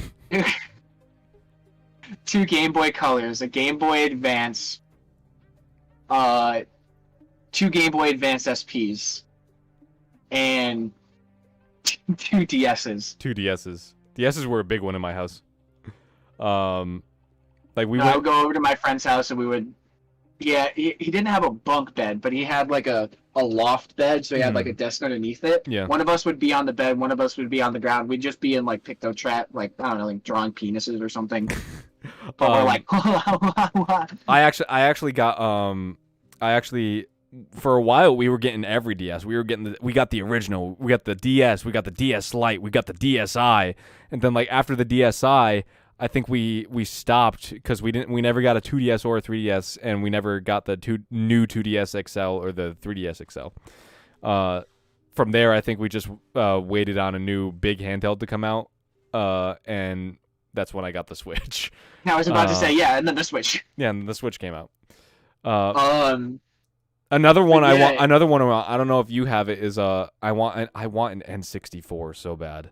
I don't have a 64. I have a Nintendo Entertainment System. You have an NES. Oh, that's right. I have an NES. That was technically my first console because in kindergarten to first grade when I was 5 and 6, after school my parents both worked, so I would go to daycare after school, and they had an NES there, and the daycare lady, Mrs. Macri, she's still kicking, she's still doing what she does best, and bless her soul. She actually, when I grew up, when I was old enough where I didn't need to go to daycare anymore, she gave me the NES because of how much I loved playing it. So like she saw at an early age that I was a gamer. So she was like, he's got the gamer blood. Games. I have Duck Hunt with the laser guns. That was, oh god. I had the old light guns. Yeah, I have Super Mario Brothers 3. I have Super Mario Brothers as well, like the original. I don't have 2, but I have 1 and 3. Like I have Tetris. I have Fester's Quest and an NES Addams Family game. Did not know that existed. Yeah, you gotta come over someday and look through. We gotta look through my library. It's a rabbit hole. There's some wild ones in there. Yeah, but retro gaming in 2021. Do you have any ones that, Jared? Do you have any ones that you want? I've talked about ones that I want to get, but like, what about you? You have to save up money to get it, so you get your systems way later than other people. I honestly, PS5 was the first one where I've been like with the times, even though I was a couple months behind. Kevin, you got yours relatively soon. I got mine in February, yeah, and like I still consider myself very lucky because like they're still super hard to get now. I mean, I'm the opposite. I usually get shit on launch day, and that's just because like I like to be the first. I don't know why. I like to be like the one that experienced it first. I don't know. It's like the whole like YouTube comment thing. First, first. Yeah. Some could argue that's your toxic trait. That's my toxic trait. Like, I just want to experience it before everyone else. It's not necessarily that. Yeah, it's just it's not bad. It's just... not like I don't want other people to have it. It's like I want to experience it as soon as... It's not just I should win, others should lose. No, I just, like, the whole thing is, like, I want to experience it as soon as I can. Like, that's the whole thing. Which is why I bought a scalped PS5, because I wanted Resident Evil Village on launch. So I understand that sentiment where I'm like, I want to experience this as soon as possible. Yeah, like I actually got my PS4 on launch day too. I think it was November 13th, I didn't get my PS4 till like 2 years later or something like that. Dude, old chunker like brick PS4s, they confused the hell out of me when I first got them because they had the little touch button that like wouldn't work. Like they were like, oh, it's the future. We're gonna have touch buttons instead of like. I was like, why? It's so much harder. Do you know how many times I couldn't press the on button because I didn't hit it at just the right angle? It was the most finicky thing in the world. Like I'm so happy I traded that thing in. Base PS4 is just like ugh at this point. That's what we used to do when me and my friends... Who's on first? What's on second? Who's first? But is there any that I want? Yeah, do you have any that you want? I'm gonna have to say the top of my list has to be a Nintendo 64. You think so? You think so? Yeah, I mean, you can consider a 3DS a classic console now. Then yeah, 3DS as well because I lost my 3DS. Oh yeah. I mean, and I still have games for it that I've essentially never played. Are they still releasing new 3DS games? I don't know. I don't know. I would have to look into it. I don't think they stopped. They stopped making games for the Wii U just in 2018, 2019, I believe. And then they released the new Just Dance on the Wii proper. Yeah, Nintendo especially has a history of like supporting their consoles for a long amount of time. Like I have no doubt the Switch is going to go until at least 2025, 2026. Like I believe that fully. We won't get a successor to the Switch until then at least. I can't even like imagine a successor to the Switch. Like it's hard to imagine at this point, right? Right, yeah. Like Nintendo got it so right. Like with the Switch, so like how much further improve the hardware first off. That's what they can do. Please. The OLED is not enough. What the hell, Nintendo? What are you trying to pull here? What is their game? I should not be getting 15 frames a second in certain sections of Breath of the Wild on handheld.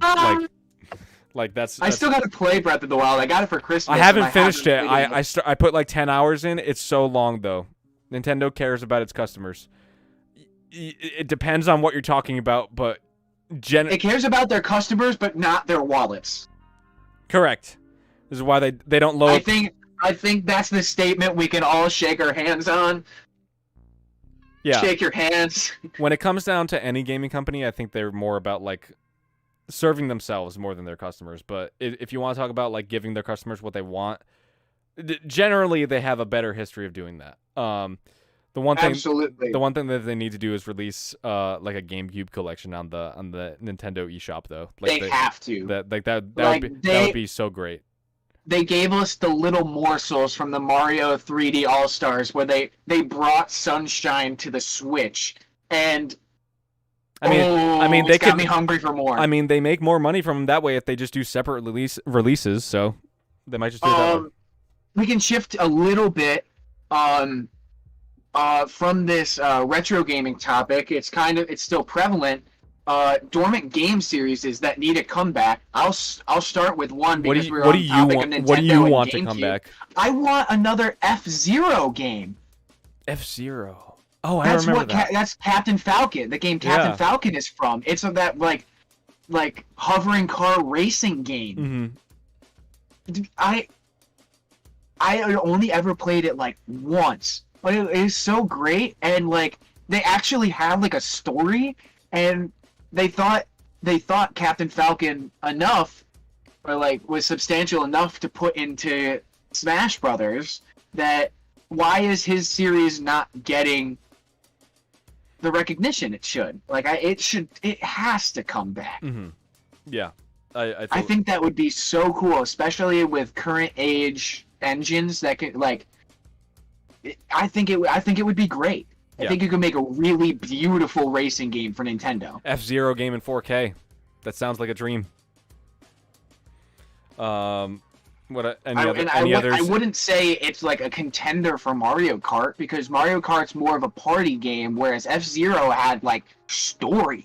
Mario Kart is a separate beast entirely, I think. Like that, people don't go to Mario Kart because they're looking for a narrative game. They do it because they want to have fun with their friends. Any others you're thinking of? Like you want to come back?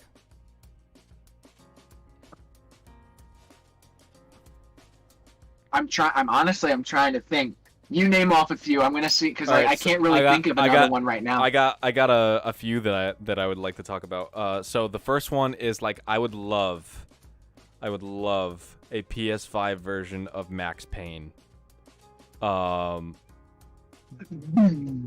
Like bullet time, because the last Max Payne game we got was on the PS3.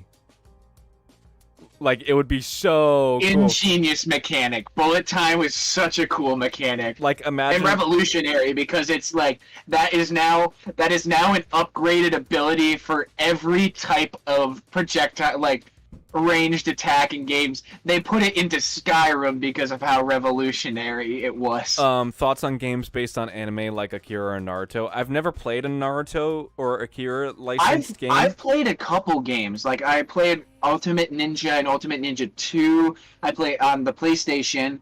Played Clash of Ninja 2 on the GameCube. Actually, the Naruto Ninja Storm games, I have 1, 2, 3, and 4. I had the collection of 1, 2, and 3, and 4 separately. I bought them in a bundle. I'm a big fan of them, like the fighting games. I liked. So in that regard, I really liked the Budokai series for Dragon Ball. That was a big one for me. I love that. Budokai 2 and 3. Like Budokai was great. I've had each of them at some point. I remember I had 1 and 2. I remember playing 3 in 7th grade and being like, I need to get this, because it had Super Saiyan 4 Gogeta from GT, and you could use 100 times Big Bang Kamehameha as your like ultimate move, and I was like, that's honestly what instilled my love for Gogeta. Like that attack? Like that game is the whole reason why I'm like, yeah, Super Saiyan 4 from GT Best 4. Oh my god, no thanks. That's how impactful it was, and I remember I at one point finally got my hands on a copy, but it was so scratched it was unplayable. Oh, that's it broke my heart. We should go to there's a game store. I think it's in, I don't know what city it's in. There's a game store I looked at online recently that specializes, they sell retro games and retro systems as well. But they specialize in resurfacing old scratch discs to make them playable again. I think that might be M&J, because no, it's not. It's not. I've had discs restored at M&J. No, this makes M&J look like a garage sale. Because they are. Basically, no, I still love them though. I love such a cool store. I love them. I'm just being facetious. Yeah. But other series that I would like to see a comeback for, Infamous. I would like to. I would like to see. I would like to see a PS5 Infamous game. I think we should. I think they should bring back Cole McGrath. I think they should reboot him. I think they should try him again. I never owned them, but I played through 1 and 2 with one of my friends growing up. Fantastic games. Dude, Holy I thought Cole McGrath was such a likable protagonist. Like he was, I loved spending time with him. I replayed. And I love the backpack Because it had the little Sly Cooper logo, which is another one that should come back. I was a huge fan of Sly Cooper growing up. That's another one. 1, Sly 2, Cooper and needs to 3 come on the back. PlayStation 2. I had those 3, and I never got the 4th one that came out because I didn't have a PS3, Mm-hmm. and it hurt me. It was a time. But guess what? Since I have one, I'm gonna help you. I'm gonna play through all the titles with you that I got to experience. I'm gonna show you part of my childhood before we knew each other. So like, Word. It's gonna be a word down memory. It's honestly, I'm probably gonna cry it sometimes because like such strong memories for me have been on the PS3. So like, it'll be a great time. I'm excited. I'm very excited about it. But other ones that I want to see off of your Sly Cooper one, in terms of like platformers, Jak and Daxter. Ooh, okay, yeah, because like Ratchet and Clank is getting its love again, so Like Jak and Daxter needs to come back. Like I heard reports from Sony saying that there was a leak saying that they're remastering The Last of Us 1 for PS5, and I'm like, it's already remastered for PS4. Please work on Jak and Daxter. I'm like, we don't need any more Last of Us right now. Just give us Jak and Daxter, please. Oh, and I'm still here. I'm just gonna stand up to see if I can see any of my games that I want remastered, because my game shelf is like right over there. You're seeing if you can add any to the list. Yes. Other ones that I want to come back are you've never okay. So now we're getting to the ones that you don't really know because you didn't have a PS3, and these were pretty much only on the PS3. But I mean, the first one you may know, Killzone. Yes, I know that one. The Killzone games. We need a new Killzone. We need a PS5 version of Killzone. I like that. I replayed the hell out of those shooters because, like, honestly, they feel pretty Gears of War inspired. Or no, I think they're what inspired Gears of War. I have no doubt that that's the case. Because Killzone 1 came out on the PS2. Like, before Gears of War was a thing. So, like, I have no doubt that Killzone inspired Gears of War. Like, if you like sit, like, we're gonna play through it because the second and the third games have co-op. Don't play one, it's trash. But the second and the third game have like a split screen co-op campaign. So we're gonna play those, and you're gonna see like this is like giving me Gears vibes. Like I feel Gears of War in this. Just like the art style and everything. And also the last one I want to talk about is which is actually fairly likely to happen because there was a nod to it in Ratchet and Clank, like sort of like a tease about it. Resistance.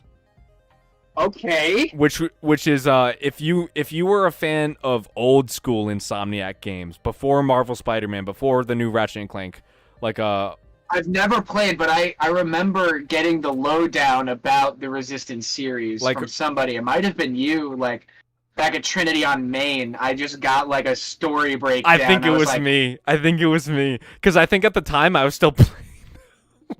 I remember you pulled out your old PlayStation 3 before you had sold it, and you were like, "I'm playing through Resistance 2 or 3 again." It's the red box. The Resistance 3 was the one I was replaying. I don't think I had Resistance 2. Remaster all Resident Evil games. Hey, I was gonna bring it up, but it doesn't really fit the topic because that's what they're doing. They're in the process of remastering them all. Capcom's already way ahead of you. Like, I am excited and afraid of the potential Resident Evil 4 remake because I'm looking around, I'm looking at my PC, and I'm looking at my game shelf, and I see like just in my near vicinity 4 physical copies of Resident Evil 4 for different consoles. Capcom has got their money's worth out of you. 100%. You are a Capcom sucker. I honestly, it's the game I owned the most of, so I guess I'm contractually obligated to say it's my favorite game of all time. Because I could never pick what my favorite game of all time was. So I think I'm just gonna come out and I'm just gonna come out of the closet and say that Resident Evil 4 is my favorite. I don't really have a favorite game. I just love gaming in general, and like there's so many. I love all sorts of different games for different reasons that I don't think I could ever pick one. I couldn't. It's not something I would ever be able to do.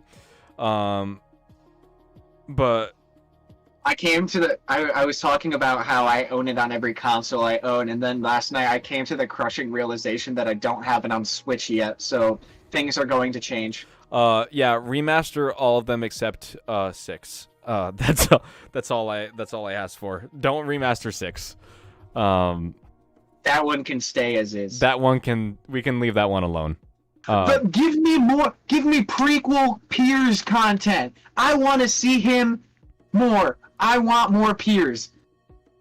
Resident Evil 6 sucked, but Piers was such a great secondary character of Chris's story. The only thing story. You go. The only thing I remember from Piers is like the one line from the game. I did it for the future of the BSAA. Like that. That's all I remember from him. That's all. I also remember like I will say the game was questionable. It's still a decent game, but it's so far from the formula of the Resident Evil series. They tried to turn it into Gears. It's an action game. It's not a horror game. It is an action shoot 'em up. Which is like the opposite of what Resident Evil was supposed to be. Which is why the return to like the original formula with Resident Evil 7 was huge. Mm-hmm. People were like the change to first person was big when it was announced, and it works. Do you think I haven't asked you this I don't think yet, but like which do you prefer, 7 or 8? Which do you think you would like is more enjoyable for you to play? It's interesting because I think 7 is much scarier than 8. No, I'm not talking about like what scares you more. I'm talking about like what you enjoy playing more. I feel like for me it was 8 just because it held more of the puzzle solving. Oh, which is like what you wanted. Like I see what you're saying, like cuz 7 was very scary. And 8 is like less scary because it focuses more on the original Resident Evil like puzzle mechanics. 8 focuses more on the story, but it also puts more love into like puzzle mechanics, and it's using your brain more than just fight or flight. zombie stabby shooty. Yeah.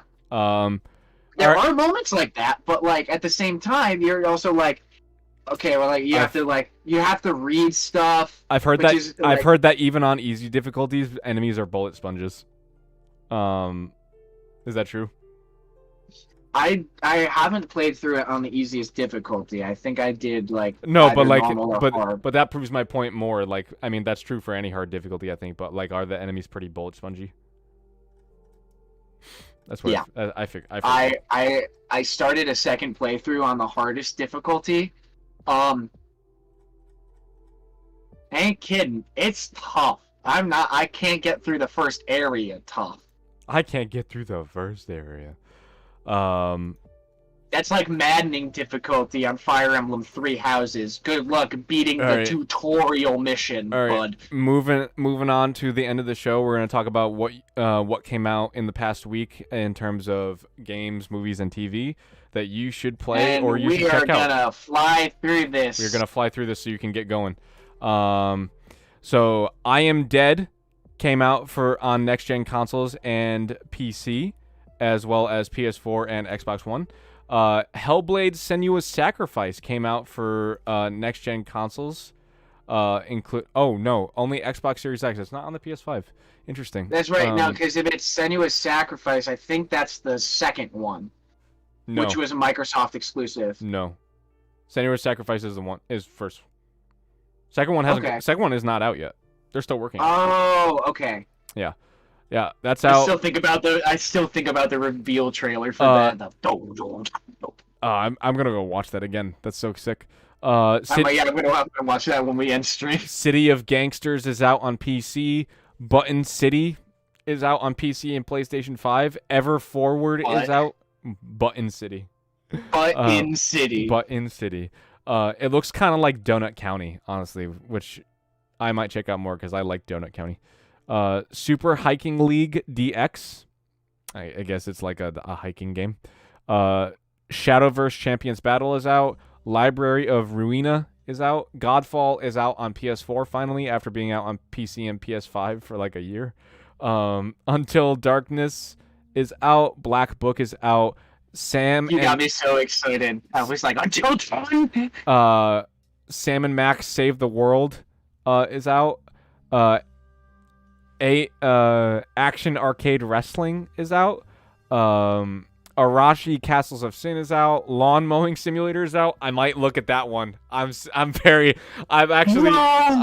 Mowing Simulator. I actually might pick it up. It looks kind of relaxing. I like it. Oh, that sounds so fun. Oh my god. Can you hear how stressed I am just from that? I was like, I'm literally on the verge of tears because I now know Lawn Mowing Simulator exists. Islanders Console Edition is out. Boyfriend Dungeon, which you mentioned, is out. Garden Story, which you also mentioned, is out. Car Mechanic Simulator 2021 has just been released, and I'm gonna pick that up because if you're struggling to learn on how to work on cars, Car Mechanic Simulator 2015 and 2018 were some of the best learning tools that I've ever seen to learn about cars. So I'm gonna actually pick up Car Mechanic Simulator 2021. Axiom Verge 2 is out. I believe you talked about that as well. Deros is out. Necro Barista is out. Seed of Life is out. I don't know what. Necro Barista? I don't know what you do in that. Bless Unleashed is out. I Am Dead is out. That sounds fun. Oh wait, I already talked about that. Where is it? Oh, okay. Necro Barista is a 2020 visual novel game. The player follows a cast of characters around a Melbourne back alley coffee house staffed by necromancers named The Terminal. Oh, okay. That sounds so fun. That sounds cool. The Plane Effect is out. Tetragon is out. Foreclosed is out. Faraday Protocol is out. That looks pretty cool. Art of Rally is out. None, The First Warp is out. Fire Tonight is out. Doctor Who, The Lonely Assassins is out. Doctor Who game? New Doctor Who game. Interesting. Naraka Blade Point is out. Jelly Break Deluxe is out. It's a cute little kids game where you break jelly. Nice. Whiskey Mafia Frank's Story is out. That's a title. I was like, that doesn't sound like a kid's game. Hades. Now I'm talking about games coming out tomorrow because we're not going to have a Friday show. Gotcha. Hades comes out on next-gen consoles tomorrow. Paw Patrol the movie Adventure City Calls is out tomorrow. Cataclysm Shards of the Four is out. Fort Triumph comes out tomorrow. And Witch Spring 3 Refine the Story Mode is out tomorrow. So that is all from games. Jared, take away with movies, and then we'll wrap up with TV real quick. All right, movies. We have Rising Wolf that came out this Tuesday. The following day, on the 11th, so yesterday, we have The Kissing Booth 3 on Netflix. We have Homeroom on... So this is today. We have Homeroom on Hulu. And then we have The Stairs, which is a limited release. I don't know where to find limited releases. So, coming out tomorrow, we've got some big things. Tomorrow, we have Free Guy. I think Ryan Reynolds movie. Limited release, to my knowledge, only means that it only appears in certain theaters. So check theaters near you. Oh, okay. Check your local listings. Yeah. So tomorrow we've got big releases. We've got Free Guy. We have Don't Breathe 2. We have Respect, the Aretha Franklin biopic. We have Naked Singularity, which was that John Boyega movie. And this one's coming... It had already come out, I believe, because I remember mentioning that. I was like, oh, John Boyega. It's coming to digital and video on demand tomorrow. We have Howling Village, Charming the Hearts of Men. From here on, these are all limited releases. Howling Village, Charming the Hearts of Men, Raging Fire, The East, The Lost Leonardo, which is airing, it says, in New York and Los Angeles. We have an Apple TV. So I'm sorry, these weren't all limited releases. Airing on Apple TV Plus exclusively is Coda.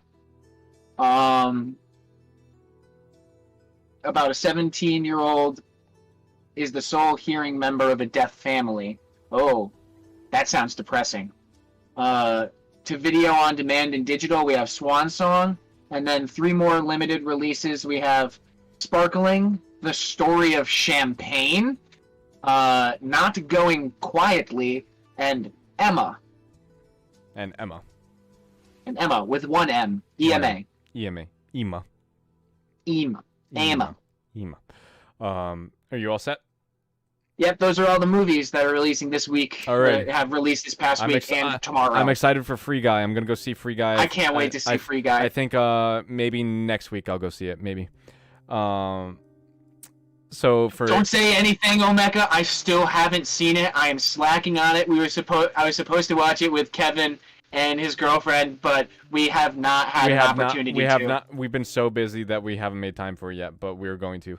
I have read all of Demon Slayer, so I know it happens, and I'm excited and not excited at the same time. Excited. That's all I'll say, because I don't want to spoil it for Kevin. All right, so let's blow through TV that came out this past week real quick.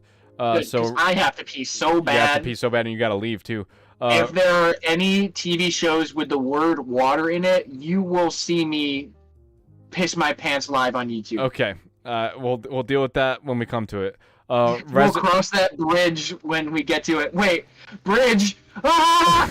Reservation Dogs Season 1 is out on Hulu. Shaman King Season 1 is out on Netflix. Reservation Dogs?